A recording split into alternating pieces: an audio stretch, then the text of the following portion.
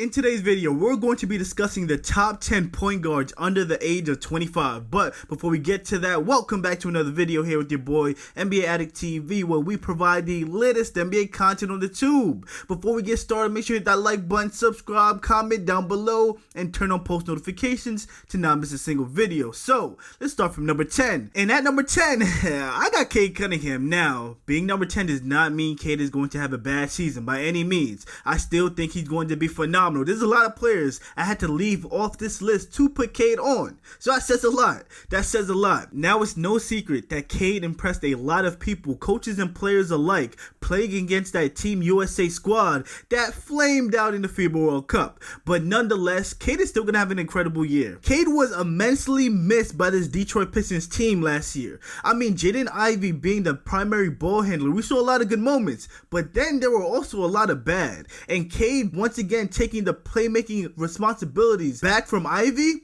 His court vision alone is going to help guys like Jalen Duren, Marvin Bagley, and James Wiseman, especially when it comes to transition bucket. Along with his playmaking, Cade can go out there and go get you a bucket as well. Make no mistake about it, Cade is one of the most evasive and agile players for his size. I mean, he's on a rare tier of point guards that are 6'6" or taller. Now, sensitive Pistons fans, cover your ears, because if you're a regular here, you know NBA Addict TV don't hold back.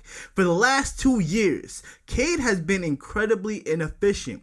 The last 2 years, he shot 41% from the field, and last year, although 12 games played, a small sample size, he shot 27% from three in those games. That efficiency has to improve for this Detroit Pistons team to be successful. Another gripe that I have with Cade is the fact that he's 6'6", 220 with a 7-foot wingspan, and he has yet to show that he can be a defensive stopper. I mean, for a guy his size, you need to be able to stop the opposing team's point guard. I mean, we're in the day and age of having the most skilled point guards of all time. And at number 9, I got DG, Darius Garland, man, being 23 years old, quite the development. I mean, statistically, his rookie year, he was the worst NBA player in the entire league. No joke, you can look that up. The worst. And now look at him, one-time All-Star, one of the best playmakers in the league. And if I'm being honest, he has one of the most underrated handles in the entire league. I mean, I put him up there with LaMelo Ball when it comes to handles, bro. He's one of the most evasive, one of the most shifty, and watching him as a Knicks fan, watching him in that series, we got lucky he could never put together a full game because he would have torched us. I mean, I'm really high on Darius Garland, bro. Being on the Cleveland Cavaliers, I don't think Donovan Mitchell is going to stay, but once he gets the keys back to being the primary ball handler and the #1 scoring option, he's going to absolutely take off, and the world is going to notice the talent that is Darius Garland. But I got him number 9 because he is an undersized guard and is a defensive liability. But besides being a defensive liability, he is a far more established and proven player than Cade Cunningham. Now, when it comes to his efficiency over the last 3 years, he has not shot under 45% from the field, and he hasn't shot under 38% from 3. That's incredibly impressive. My goal and projection for Darius Garland this upcoming season, I do think he can at least average 10 assists per game, but I think he will lead the league in assists this year, bro. With weapons like Donovan Mitchell, Evan Mobley, Jared Allen, he has shooters around the perimeter now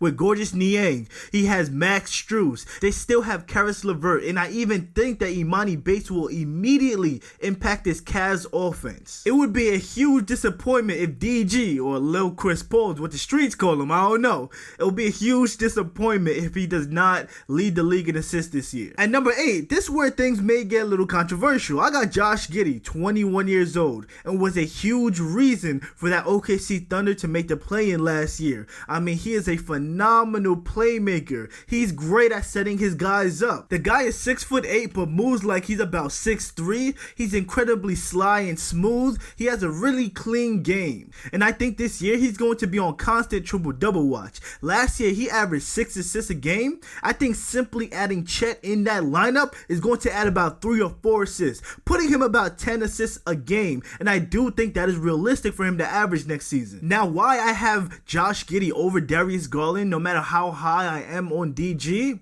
I think Josh Giddey is just a smarter basketball player. He understands the game at a higher level, and simply he impacts winning. Giddey is a way better defender than Darius Garland, and I think strictly due to his height and his size that it makes it easier for him him to finish around and over more physical and taller defenders. And if I'm being honest, Josh Giddey is really cool, calm, and collected, and I've seen at times Darius Garland can really get overwhelmed when it comes to really intense moments in a basketball game. Now at number 7, I have Jordan Poole, and you may be asking, yo NBA, how do you have Jordan Poole over the last 3 guys? You're bugging. Now, I think Jordan Poole is about to have an insane year. He's going to go on a revenge tour for everybody that was talking down on him, saying he should not belong on that Golden State Warriors team because it was ugly. I'll admit it was ugly out there, and best believe that first return game to Golden State when he goes back to the Bay, that's going to be must-see TV. But JP in Washington is going to have the freedom to do whatever he wants, and I can see him. I project him averaging at least 26 to 30 points a game. I think he's a phenomenal scorer. We called him Lil Steph Curry for a reason. He has insane range, and he can hit from damn near anywhere on the court. Now you may think 30 is high, but think about it. Anytime he got to start over Steph Curry when he wasn't playing, Jordan damn near had 30 every game. When it comes to him, scoring is not the issue. What I need for him to improve is his efficiency. He needs to be way more active on defense, and his playmaking needs to improve, because honestly on that Warriors team with Draymond on the court, he never had to necessarily be a playmaker. But now on this Washington Wizards team, guys like Tyus Jones and Kyle Kuzma is going to be looking for you to set them up and to handle the playmaking responsibilities. Now at number 6, hey, hear me out. I got Scoot Henderson. Yes, a rookie who has not played an official NBA game yet, but watching this brother in preseason, he looks incredible. I mean, they were not lying about his athleticism.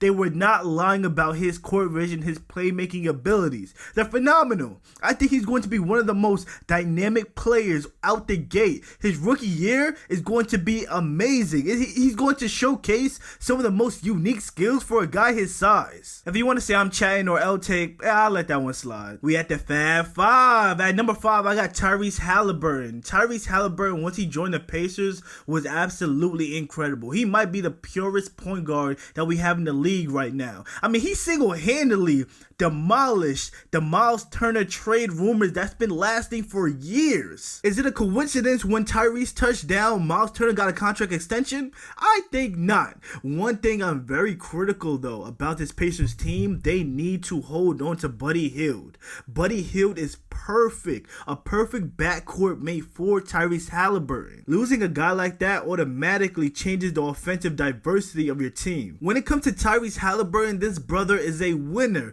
When he was in the lineup, the Pacers were 26 and 27. Now, when he got injured, that completely changed the trajectory of this Indiana Pacers team. They went 6 and 19. That shows you the impact Tyrese Halliburton has when he is on the court. And I believe this season, hey, the Eastern Conference is in for a rude awakening, because the Indiana Pacers are going to take the league by storm. It's funny, with all the talk surrounding his jump shot coming into the league, last year this brother was damn near a 50, 40, 90 player with 10 assists to add to that and about 2 steals. Tyrese Halliburton is the definition of what you need your starting point guard to do for you, for your team to be successful. And I am one of those guys that believe playing for Team USA and being surrounded by all that talent, being in a competitive environment for so long, that's going to elevate your game heading into the following season. And I do believe the next time we see Tyrese Halliburton, he will be a different beast, but the same animal. At number 4, I got Tyrese Maxey, and I know what you guys are thinking. Tyrese Maxey isn't even a number 1 or 2 option on his team. He's not even a point guard. What is he doing on this list? Listen, this is my projections, right? And I'm projecting that James Harden will no longer be on this team.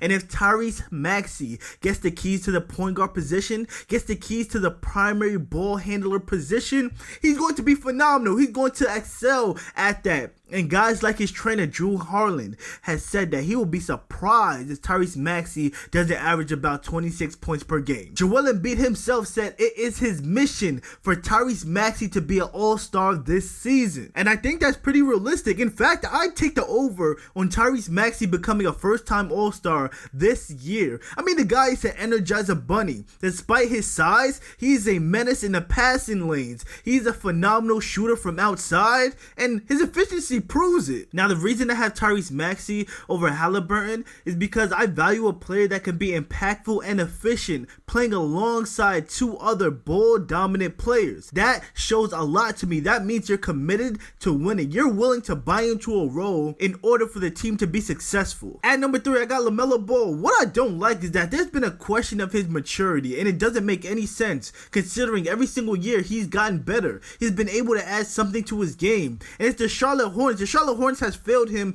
year after year, failing to put him in winning situations. I mean, they got Miles Bridges in and out of jail, PJ Washington with baby mama drama, and Gordon Hayward can never stay healthy, and he's just an awkward fit on this team. For some reason, they traded away Jalen McDaniels for a bag of chips, who I absolutely loved on this roster. The Charlotte Hornets are just a dumpster fire, but let's lock back in on LaMelo Ball. LaMelo's one of the craftiest, one of the most flashy, one of the most fun players to watch in the entire league. He might just be 6'9" Kyrie Irving with Magic Johnson playmaking, to be honest. What makes LaMelo Ball special is his court vision, his ability to create space for you and make sure that ball lands in your hands. LaMelo Ball is the type of player that you love to play with because he will find you in the open court and he's willing to create space for you consistently. LaMelo is actually way more unselfish than a lot of people would like to give him credit for. Now, the defense is indeed a problem, and the finishing around the rim is actually kind of strange for a guy his size and with his craftiness. I think that part of his game can be cleaned up simply by being more focused. But the reason LaMelo Ball is so high on this list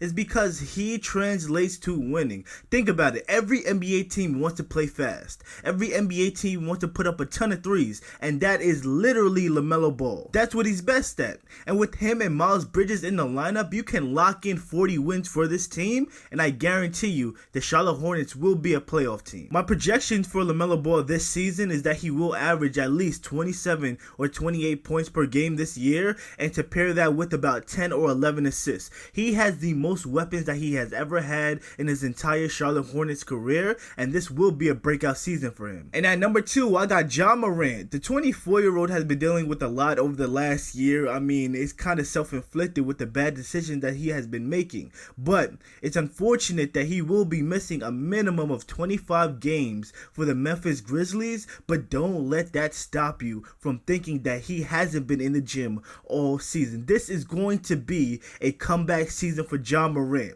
He heard all the hate. He heard everything you guys have been saying while he has been off the court and out the media. I think Ja Morant is going to come back this season and add a little fuck you to his game if it wasn't already there. It goes without saying, Ja Morant is indeed the most athletic guard in the entire NBA right now. But my big problem with his game is that he needs to diversify his offensive package. Driving to the rim with reckless abandon with no other option but to score at the rim, either over or around the player, when you have guys like Anthony Davis and Rudy Gobert in your conference, is not going to work. Not only will it not work, but that play style has gotten you injured in the postseason every single year. Now, that's not saying that Ja Morant has not worked on his outside shot, because he has. And he does have a floater to his game, and I saw him shoot a couple mid-range shots as well, but he needs to take that to another level if you want to surpass the teams like the Lakers, the Denver Nuggets, the Phoenix Suns, and the Timberwolves, because you know Anthony Edwards is on the rise. Ja Morant, you need to take your game to another level, and me personally, I believe you will. Now at number 1,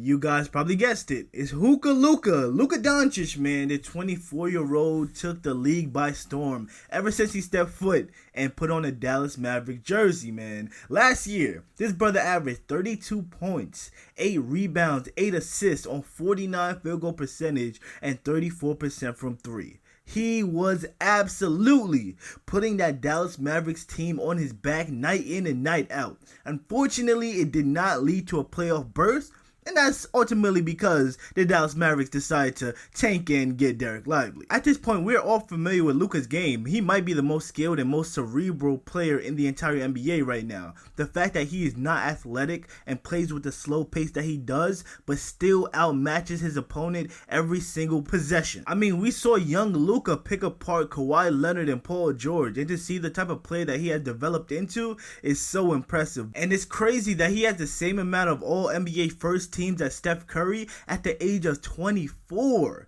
But we all know what Luka Doncic needs to work on, right? It's the defense, and it's the being able to find teammates that actually complement his game. I mean, for a guy of his skill set, is it that crazy that the Dallas Mavericks haven't found the proper pieces, the proper weapons, the supporting cast to put around Luka? There's no doubt that Luka Doncic is the best point guard under the age of 25 right now, but he is on his second all-star level teammate. The Kristaps Porzingis experiment did not work. Now he's on Kyrie Irving. Now if this experiment does not work as well, we may have to start looking at that front office. We may have to start looking at Jason Kidd. There's no reason the superstar caliber player should be missing the postseason while his peers are making deep playoff runs. But with that being said, guys, let me know what you think of my top 10 point guards under the age of 25, and if I should make a shooting guards list. Comment down below, make sure to leave a like, subscribe, turn on post notifications to not miss a single video, and I'll see y'all next video.